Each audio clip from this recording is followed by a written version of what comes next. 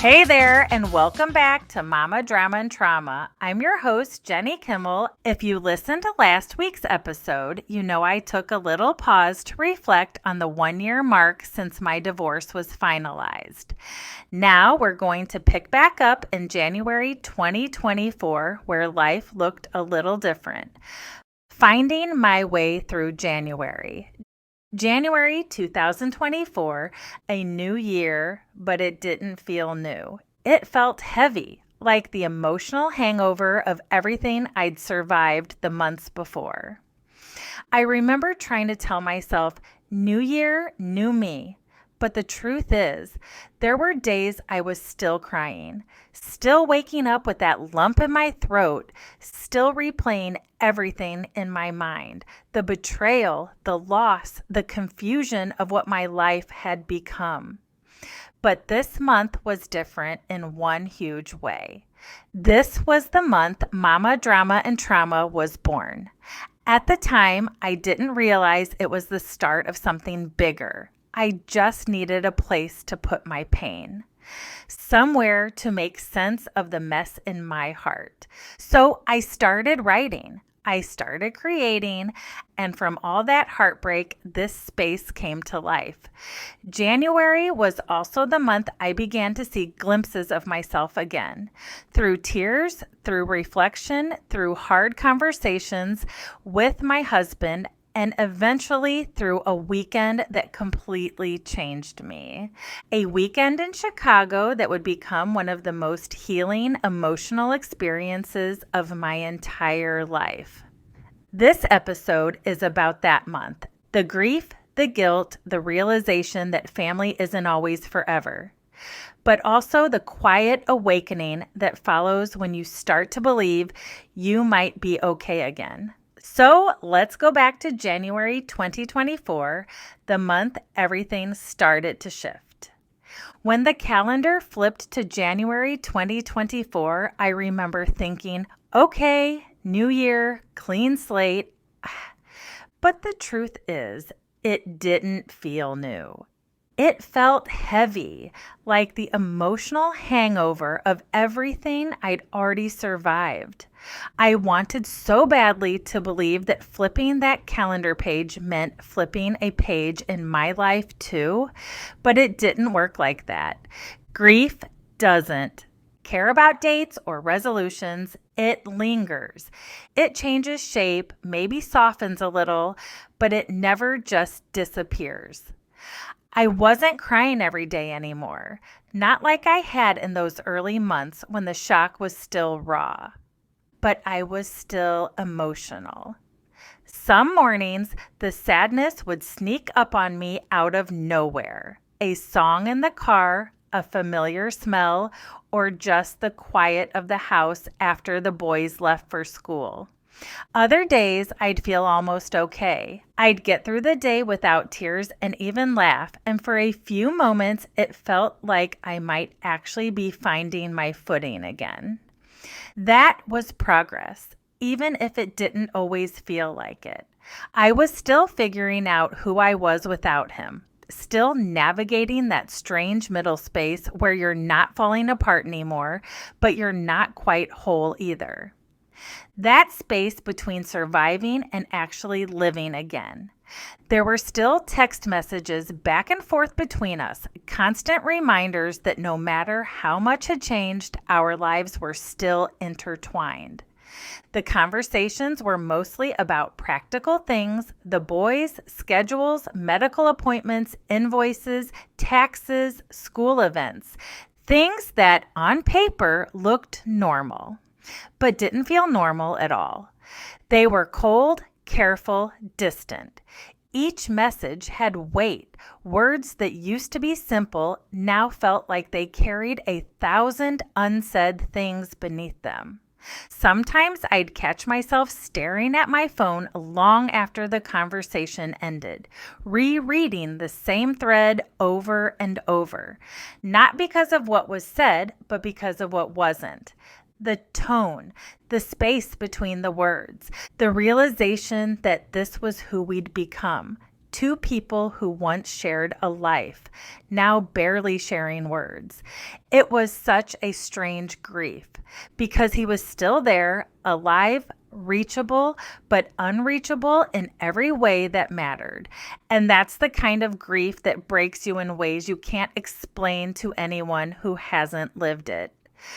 But somewhere beneath the sadness, I started to feel something different stirring. Something small and quiet. It wasn't joy yet. It wasn't even peace. It was the tiniest sense of strength. There were moments where I could respond to a message without falling apart. Moments where I could choose not to engage in an argument. Moments where I could take a deep breath and just let it go. And for me, that was progress. That was healing, even if I didn't recognize it as such at the time. I was beginning to see tiny glimpses of myself again. Not the same woman I had been. That version of me was gone, but a quieter, wiser, more grounded version was starting to take shape. I'd catch a reflection of myself in the mirror and think, "You're still here." And some nights, lying in bed, I'd think about how far I'd come since August. How back then I couldn't imagine surviving one more day. But here I was, still standing, still showing up for my kids, still trying. I was still crying sometimes, yes. But the tears felt different now. They weren't as sharp. They didn't feel like panic or shock anymore. They felt more like release, like letting go one layer at a time. There was sadness, but there was also resilience. There was pain, but there was also the quiet realization that I was getting stronger. Not healed yet, but healing. And that was something I could hold on to. January was that in-between month. I wasn't living in constant crisis anymore, but I wasn't at peace yet either. I was surviving the aftershocks, the silence after the storm. And even though I didn't know it at the time, this was the month that would quietly shift everything. The month where I began to stop just surviving and started slowly, bravely coming back to life. The letter to my husband. By the middle of January, I realized I couldn't carry it all in my head anymore. There were too many words trapped inside me. Things I'd never said, things I needed to say just once so I could finally start to let them go. So I sat down one night, just me, a cup of tea that went cold on the counter, and a blank page. I didn't know if I'd ever share it with him. Honestly, I wrote it more for me than for him. I needed to get it out of my body because keeping it in was making me sick. And what came out was this. Hi, I figured out through this whole process that it's a lot easier for me to write my feelings down than to try and say them out loud. I know we spoke a little on the phone the other day, but like I said, writing everything out helps me express myself better. I'm really trying to work on myself to be a better person, not only for me, but for our kids. Along the way, I've learned a few things I could have done differently in our relationship.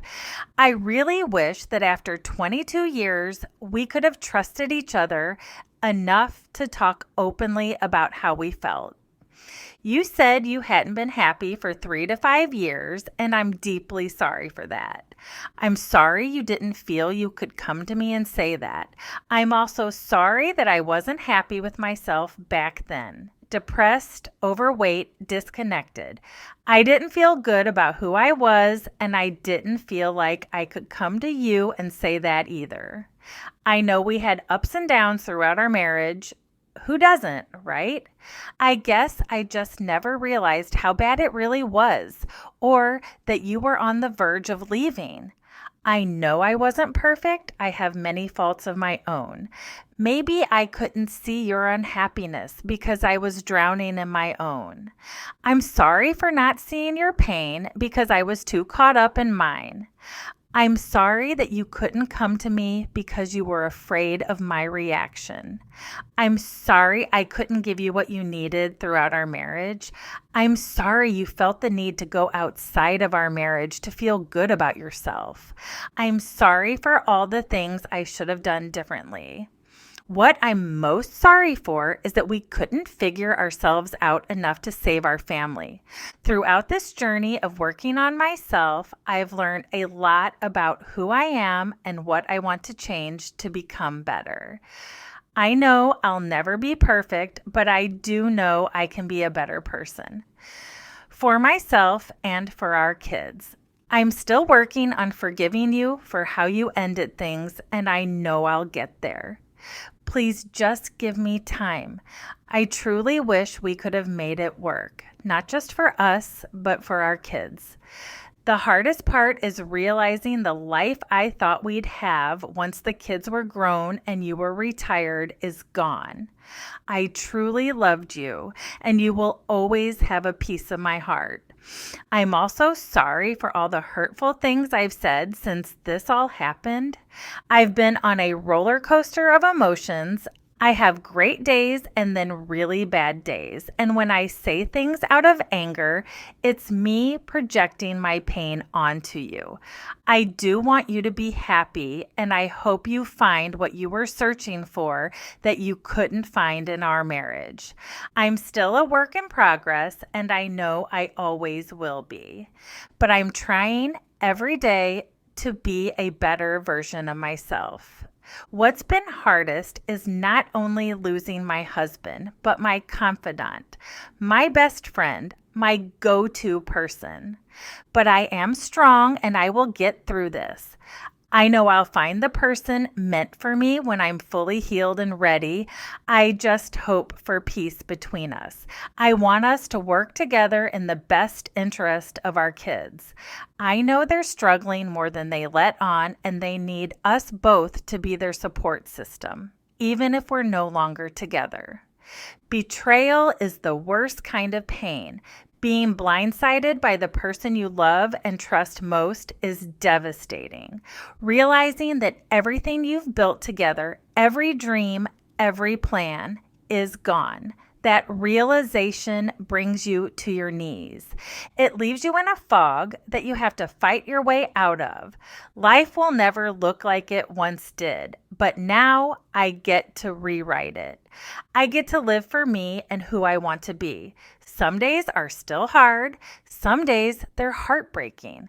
I've cried every day for months, 5 months straight at one point. That's the reality of grief after betrayal. It's not just losing a marriage, it's losing the life you thought you'd have. But every tear has taught me something. Every morning I wake up and try again, and every day I feel a little stronger. Some days I make it through. Some days I fall apart, and that's okay. Healing isn't linear. Is it strange that as my mind heals, I remember less of you? Maybe it's a trauma response. Maybe it's my brain protecting me from missing you too much. I know the man I married doesn't exist anymore, and that's something I'm still learning to accept. It's painful knowing you didn't want to do the work. 3 kids, 22 years together, and somehow I wasn't worth fighting for. But I've learned something through all this. Our actions always have consequences, and we never really know how deeply our choices affect others.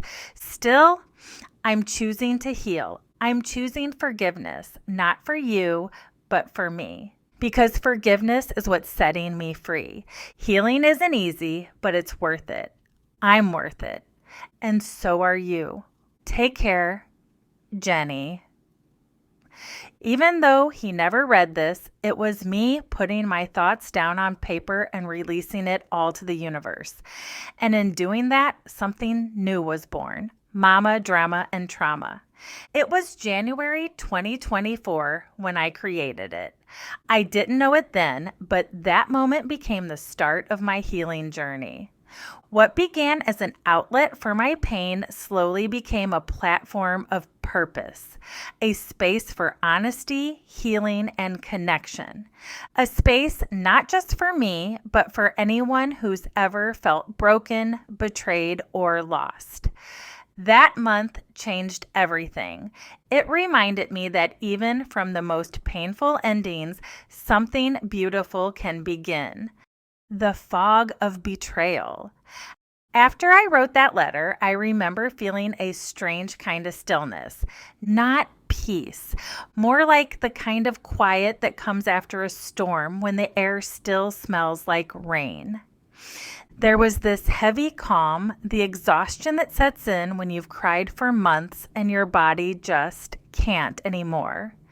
That's what January felt like. A fog, not dark enough to completely lose myself in, but thick enough that I couldn't see very far ahead either.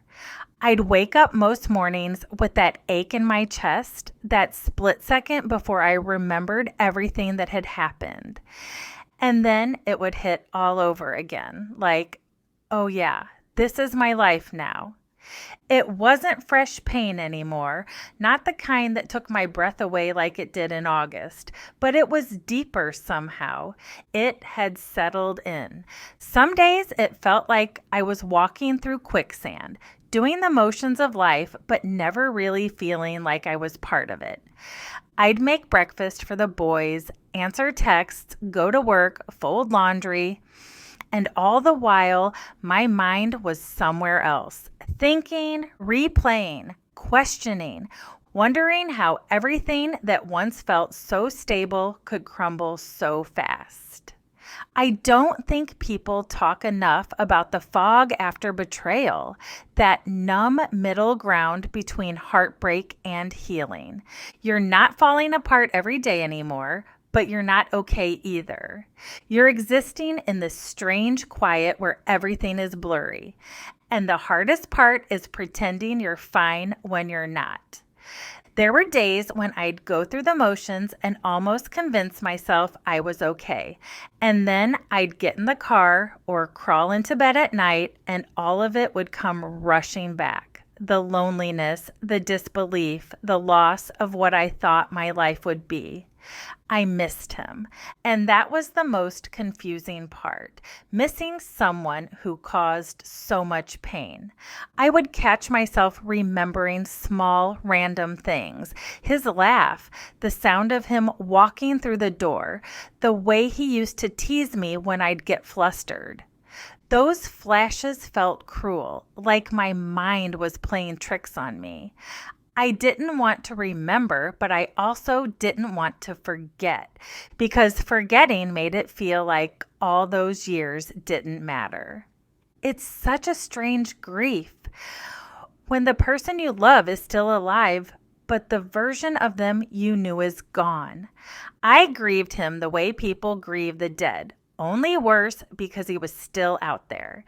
He was still living, laughing, building a new life, and I was standing in the ashes of the old one, trying to make sense of it all. There were moments where I'd scroll through photos of our family, vacations, birthdays, Christmas mornings, and wonder if any of it was real. Was he already gone even then? Was I the only one who believed in the life we built? I'd stare at those pictures, trying to find clues I'd missed. A smile that didn't reach his eyes, a body turned slightly away, searching for answers I'd never get. And the guilt crept in too, because even though I didn't cause what happened, I started questioning everything I ever did wrong. Could I have loved him better, listened more, been less reactive? I held myself accountable for things that weren't mine to carry. That's what betrayal does. It twists everything until you can't tell where the truth ends and self-blame begins. There were nights when I'd cry quietly so the boys wouldn't hear me. I'd wait until the house was still, until they were asleep, and then the tears would come. Not the loud, gasping kind like before, but soft, silent tears that just kept rolling. The kind that burn your eyes, but somehow make you feel lighter. Because that's how healing works sometimes. It breaks you down gently until you can breathe again. I was still having conversations with him, text messages, calls, trying to co-parent, trying to be civil. But every exchange had this undertone of sadness, like two people pretending to be fine while still bleeding underneath. I'd hang up the phone or read a message and just sit there for a minute, letting it sink in that this was our reality now. We were doing our best for the kids, but deep down, we were both lost in our own ways. And the kids, they felt it too. Even when they didn't say much, I could see it in their eyes. They were watching me, trying to gauge if I was okay.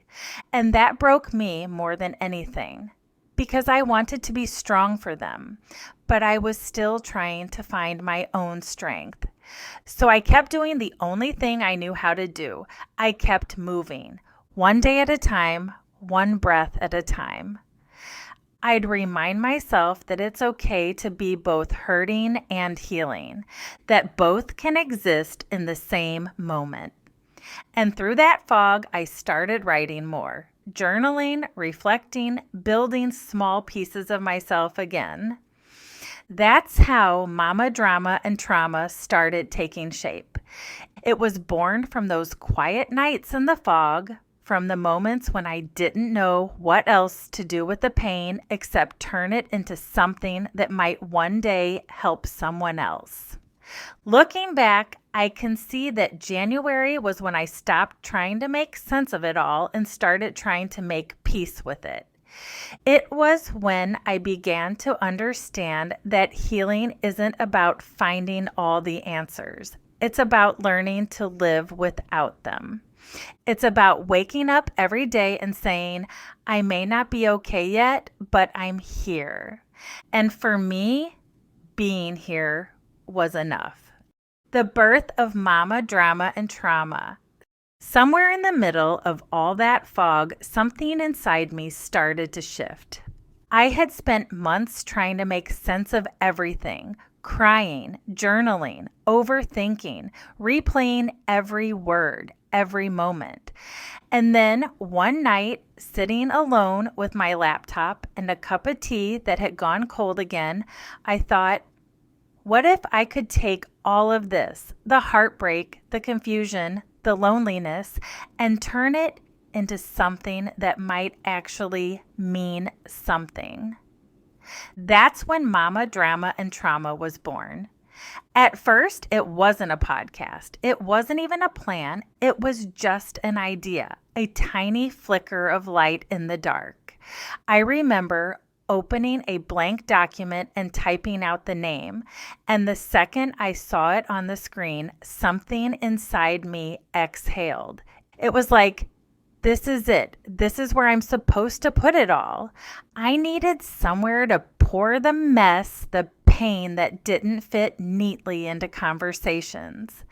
The thoughts I couldn't say out loud without breaking down. Writing had always been the one place I could be completely honest, and this space became that on a bigger scale. A space where I could share my truth, the good, the bad, the ugly, and everything in between. And deep down, I think I knew I wasn't the only one who needed it. There had to be other women sitting in their cars crying, other moms lying awake at night feeling like their life had just been ripped out from under them. I wanted them to know they weren't alone. That's what Momma Drama and Trauma was for me, connection. It was me reaching out into the void and saying, hey, me too. And for the first time in months, I felt like I was creating instead of just surviving. It became my therapy along with Dr. Denise, my way of talking through what hurt, but also of reclaiming my power. Because when you share your story, you take a little bit of it back. Piece by piece. You start to control the narrative instead of letting the pain control you.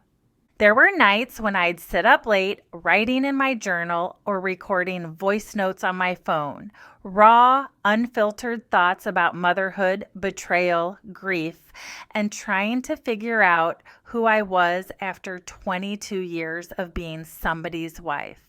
And every time I spoke those words out loud, it was like releasing another layer of the weight I'd been carrying. It didn't matter that nobody was listening yet. It didn't matter that I was still crying sometimes when writing. What mattered was that I was showing up for myself in a way I hadn't before. It was healing in real time. Looking back now, I can see it so clearly. Momma Drama and Trauma wasn't just a podcast. It was a turning point. It was the first time I let myself be seen for who I really was. Messy, emotional, imperfect, but still standing.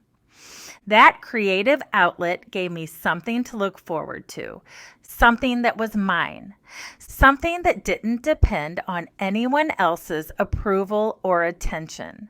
I could share my pain and my progress, my tears and my truth. And in doing that, I started to find pieces of myself I hadn't seen in years. It reminded me that I still had purpose, that my voice mattered, that I could take something broken and turn it into something beautiful. January became the month where I started to rebuild my life, not by rushing to move on, but by finding meaning in what I'd lived through. The more I wrote, the more I healed. The more I spoke, the more I started to believe that my story had value.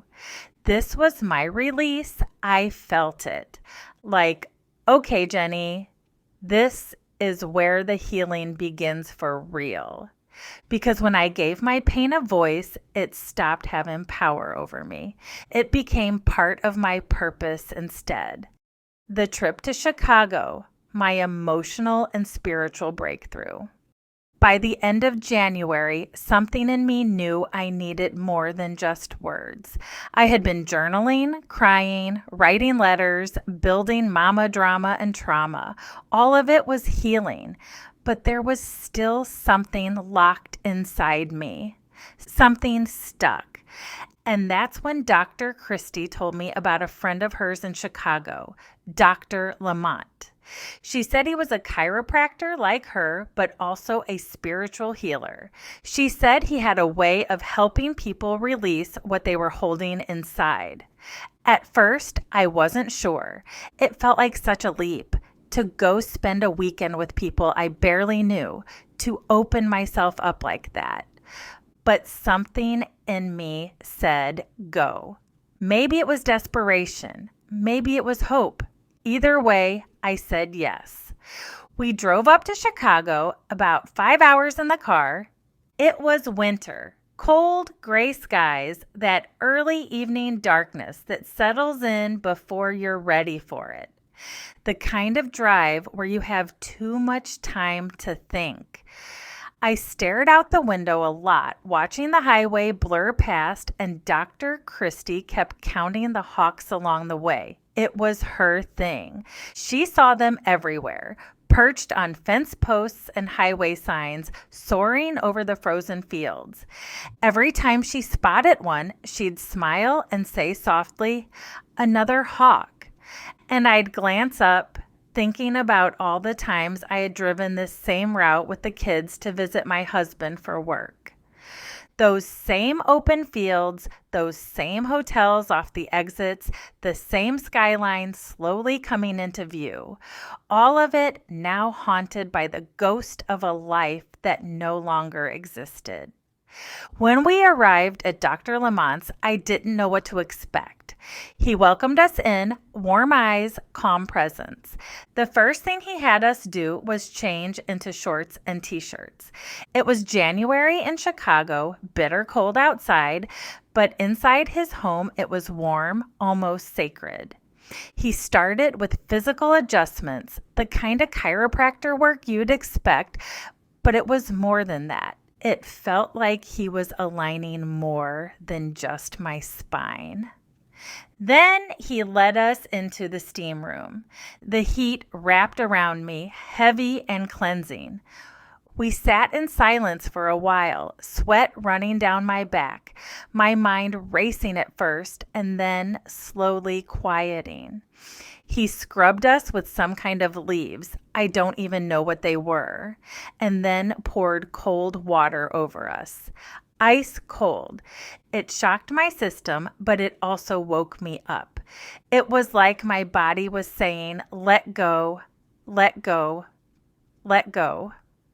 By the time evening came, something had shifted. Everyone else, Dr. Christie, the other guest, and Dr. Lamont, went out for the night, but I stayed behind at the hotel because I was feeling too emotional to go anywhere. I sat in the quiet and cried. Not the frantic, gasping tears from before. This was different. A deep, guttural release. Tears that had been waiting for permission to come out. Dr. Christie had taught me to ground myself, to take my shoes off, stand barefoot, and press my feet into the earth. She told me to lift my arms in the air like a Y, open my fingers wide, and imagine all the pain, all the grief, all the anger pouring out of me through my fingertips. And then imagine the earth sending new energy up through my feet into my body, releasing out the old, drawing in the new.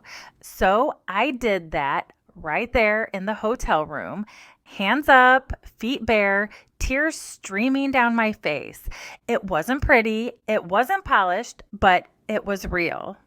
When I closed my eyes, I imagined everything leaving me. The betrayal, the questions, the hurt, the anger, all of it rising up and out. And in its place, something calmer, quieter, steadier began to take root. The next morning, we went back to Dr. Lamont's. Dr. Christie adjusted him while we were there. I sat quietly, still processing everything from the night before. Then Dr. Lamont walked over to me. He didn't say much at first. He just put his hand on my arm, closed his eyes, and stood there silently for several minutes. I don't know what he was doing, if he was praying, meditating, feeling my energy. I'll never know. But I could feel it, this connection. Then he said these words to me. You're going to be okay. You will come out of this stronger than you've ever been. That moment is burned into my memory. It was like someone had reached inside me and untied a knot I didn't even know was there. I felt lighter even though I was still crying. It wasn't an instant fix. I still had tears. I still had hard days after, but something shifted. It was the first time since August that I felt a genuine release. On the drive back home, I cried again, but it was different. It wasn't despair anymore. It was release. Gratitude, a sense of shedding the old version of me so a new one could slowly emerge. When I walked back into my house after that weekend, I felt it. A shift. Not a cure, not a finished healing, but a beginning. That trip was my first real step toward becoming me again. Not the old me, not the wife who thought she had it all figured out, but the woman who could stand barefoot on the ground, hands raised high, and say, I'm still here. I'm still standing and I'm still healing. Even now, I'm so grateful for Dr. Christie and Dr. Lamont, for their kindness, their guidance, and for creating a space where I could finally let go. That weekend showed me what it means to truly release, not just in your mind, but in your body and your spirit. It taught me that healing isn't just about time. It's about moments like that. Moments where you stop holding on so tightly and let yourself be held by others, by the earth, by something bigger than yourself. And that's where my healing really began. Acceptance and shifting forward. When I got home from Chicago, the world looked the same. Same driveway, same house, same piles of laundry waiting for me. But I wasn't the same. Something inside me had softened. It wasn't that the pain disappeared. It was that the sharp edges dulled a little. That tightness in my chest, the one that had been sitting there for months, felt looser. My breath came a little easier. I remember walking in the door and just standing there for a moment, letting the quiet fill the space. For the first time in a long time, it didn't feel heavy. It felt still, like the air had shifted right along with me. The boys were with their dad that weekend, so I had the house to myself. I made some tea, sat on the couch with my blanket, and just was. No phone, no noise, no questions. Just me, my thoughts, and this strange peace I hadn't felt in months. I think that's when acceptance began to take shape. Not the kind of acceptance that means you're over it, because I wasn't, but the kind that whispers, this is what it is now, and somehow you're going to be okay. That trip to Chicago had unlocked something. It helped me release not just the pain of what had happened, but the need to control what came next. I stopped obsessing over the why. I stopped replaying every conversation, every text, every red flag I thought I should have seen. I stopped trying to fix something that was already gone. There was this moment one night, maybe a few days after I got back, I was lying in bed, staring at the ceiling, and I realized I hadn't checked my phone to see if he'd texted. I hadn't driven by his house. I hadn't looked at his phone records. I hadn't gone down the spiral that used to consume my nights. And it hit me. Wow, I'm actually starting to let go. It wasn't a clean break. It never is, but it was a shift. And I clung to that shift like a lifeline. I started doing little things differently, not because I had to, but because I wanted to. Lighting candles before bed, listening to music that made me feel peaceful instead of sad. Writing down 3 small things I was grateful for each night. Going on walks with my dog, feeling the cold air on my face, watching the sunset instead of the clock. Those small moments became my anchor points, proof that I was still here, still moving, still healing. And something else began happening too. When I'd look in the mirror, I started to see myself again. Not the broken version, not the wife who lost everything, but the woman who survived it. My eyes looked softer, but stronger. My shoulders felt lighter. I started to believe that maybe, just maybe, the best parts of my life weren't behind me. I thought a lot about what Dr. Lamont had said. You're going to be okay. Those words stuck with me. I repeated them to myself on the hard days. When the loneliness hit or the grief tried to sneak back in, I'd take a deep breath, plant my feet, and whisper it again. You're going to be okay, because I was, because I am. Acceptance didn't come all at once. It came in moments, slow, quiet, steady, like waking up one day and realizing you can breathe again without it hurting. That's what January 2024 became for me. Not the end of the story, but the beginning of a new chapter. The month I stopped waiting for someone else to fix what broke me.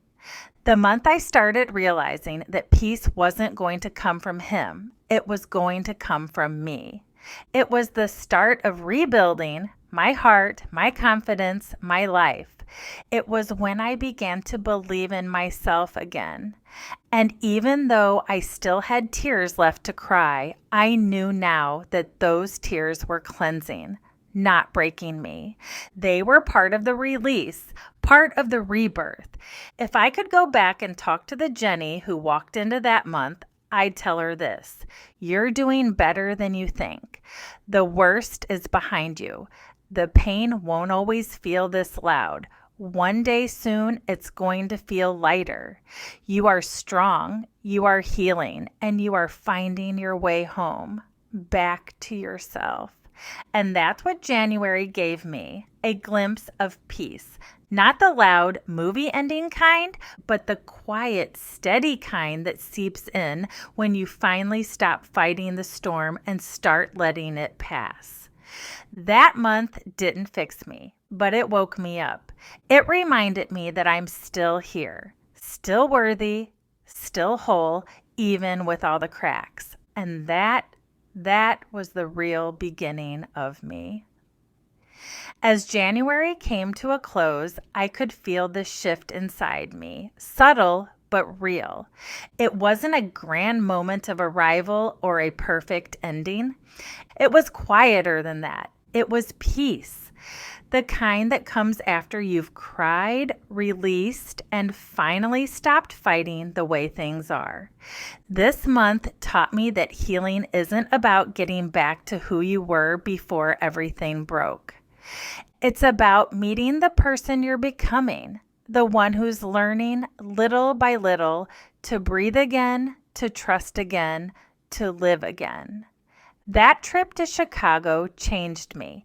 It grounded me literally and spiritually. It helped me release what I had been holding on to for too long.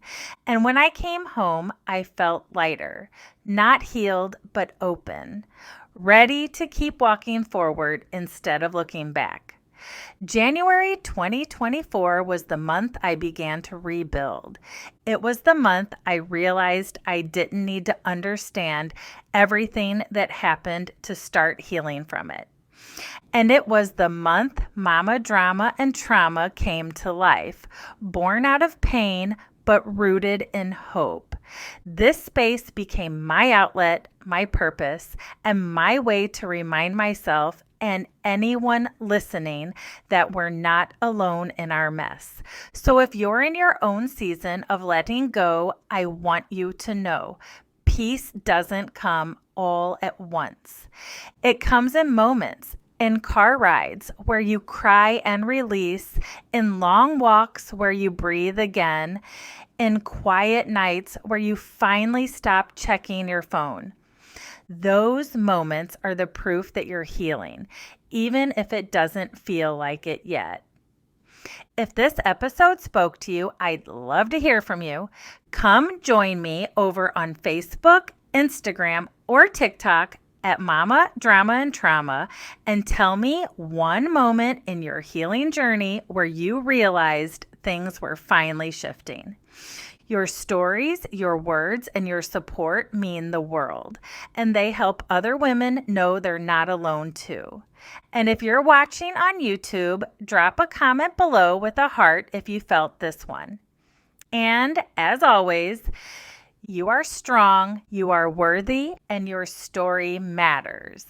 Until next time, take care of you.